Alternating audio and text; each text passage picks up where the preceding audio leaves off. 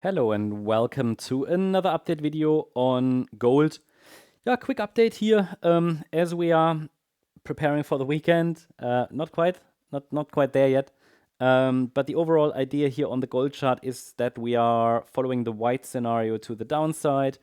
I think in the last video we were watching here for the or did we already? Yeah, I think yesterday we already saw a reaction to the downside, right? We had the on the way up there was a support pullback, yeah, in wave B of 2. We have rallied, reached the 100% extension at 3,365. That was the ideal target for wave C of 2. And we saw a 3-wave move up. So now we see continuation to the downside finally. I can remove this resistance area there, not this one here. Don't need that anymore. So let's tidy up the chart because the market is pushing down and so far still following the white scenario, still following the idea that the top is in, and I'm tracking this move to the downside still as a so-called 1-2 setup, now with a third of a third wave to the downside. That could be unfolding 4-5, 4-5. That's what I'm tracking. I mean, let's see. So far resistance has been holding.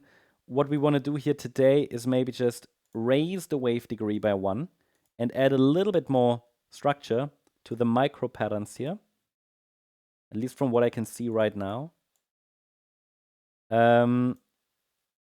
It's always important to understand that the trend is down as long as resistance holds. So what do we have? We have, first of all, we can maybe add a trend line here with 3 touch points. Might be worth watching just for those who are following trend lines. It's not so much something I'm doing so much, but the ones that are roughly at 45-degree angle, they can be trend filters. Now we can also this trend line, which is a little steeper.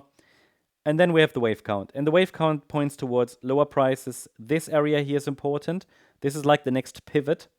Target area for wave 3. Why? Because you have a wave 1, you have a wave 2, and based on that, you can develop the target for the third wave. Fibonacci extensions tell us that typically a third wave should reach at least the 123.6 extension, sometimes lower, often lower actually. So it's this area here that matters next, between 3,241 and 3,203 as ideal target for the third. I can add additional microstructures to this.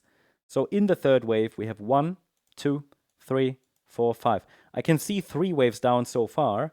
Technically, in my opinion, another 4-5 pattern would be ideal. And I can add resistance for the internal wave 4 to the chart as well.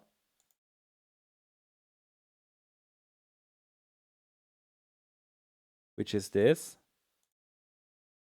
Between $3,287 and $3,308. Basically resistance for the internal fourth wave of a third wave. And as long as we hold below $3,308, the focus can still be on lower prices in the very short term. Okay, any break above? I mean, will it mean we're suddenly bullish? It's only micro resistance, okay? But yeah, it would certainly indicate that maybe something is shifting in the short term. So if it's really a wave 4, we should at least avoid a decisive break above it. And then one more low to complete the third. And then we can add wave 4 resistance, maybe for next week. Over the weekend, we can do that. And then 5th wave down and so on. We'll see if it plays out like that. But that would be the white count, just continuation of the pattern we've already been tracking. And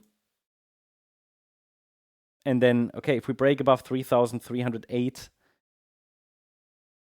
which is, by the way, also here the low of the wave 1, then we can track resistance, dynamic resistance at these trend lines.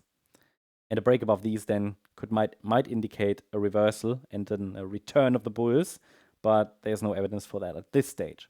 That's the update on gold. I hope you liked the update. If you did, please hit the like button, leave a comment, and subscribe. And if you really like the content, then please check out the channel membership. Thank you very much. Bye-bye.